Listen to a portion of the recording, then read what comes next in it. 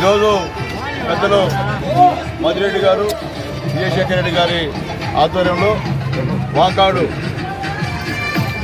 Door door ప్రతి ఇంటిని కూడా ఇంటికి వెళ్ళి అందరికి నమస్కారం పెట్టి తెలుగుదేశం పార్టీకి ఓటేయమని చెప్పి అడుగుతున్నాం.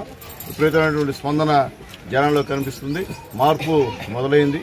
ఖచ్చితంగా రాబోయే రోజుల్లో చంద్రబాబు నాయుడు గారు ముఖ్యమంత్రి అవ్వడం ఖాయమని చెప్పి అన్ని సర్వేలని కూడా తేల్చిన విషయం కూడా మేము తెలియజేస్తున్నాం. అట్లాగే ముఖ్యంగా ఈరోజు మేము కూడా చెప్తున్నాం, నేను ఒక మాజీ శాసనసభ్యుడిగా ఒక తెలుగుదేశం పార్టీ అభ్యర్థిగా జనాలకు ఇచ్చినటువంటి మాట, గూడూరుని తీసుకెళ్లి నెల్లూరు జిల్లాలో కలుపుతామని చెప్పిన మాటని మా అధినేత చేత ఒప్పించి మీటింగ్లో అనౌన్స్ చేయించాను.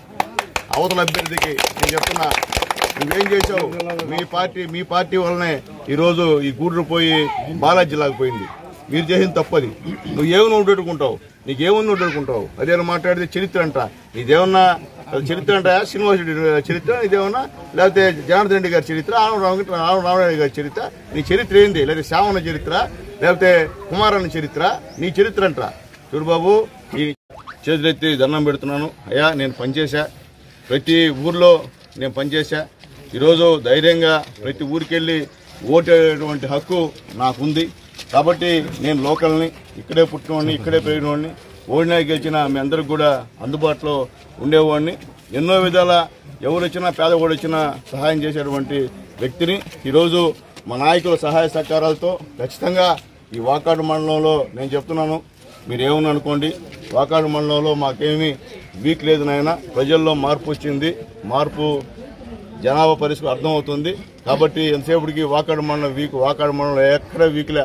ఇటు చూస్తే మా విజయశేఖర రెడ్డి గారు, ఇటు చూస్తే మా మధురెడ్డి గారు, ఇటు చూస్తే మా పురుషోత్తం రెడ్డి గారు, ఇటు చూస్తే మా మనోజ్ అన్న వాళ్ళ అల్లుడు.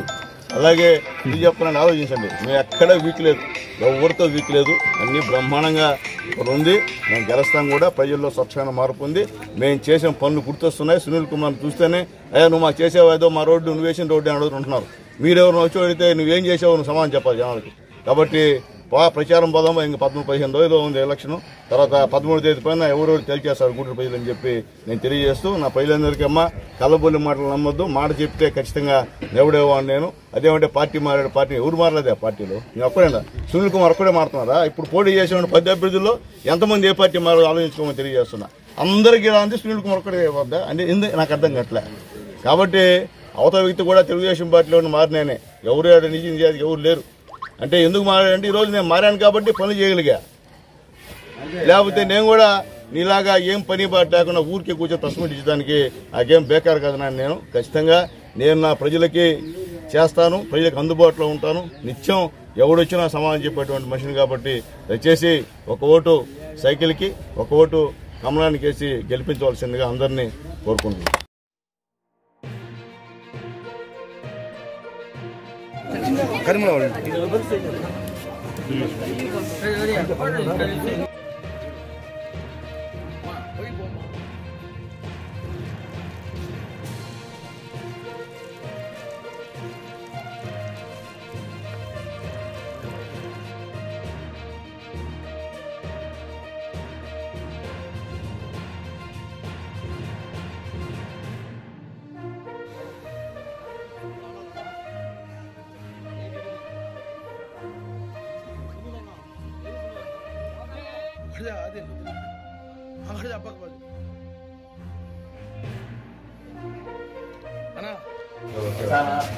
నీళ్ళు సప్లై చేశారు.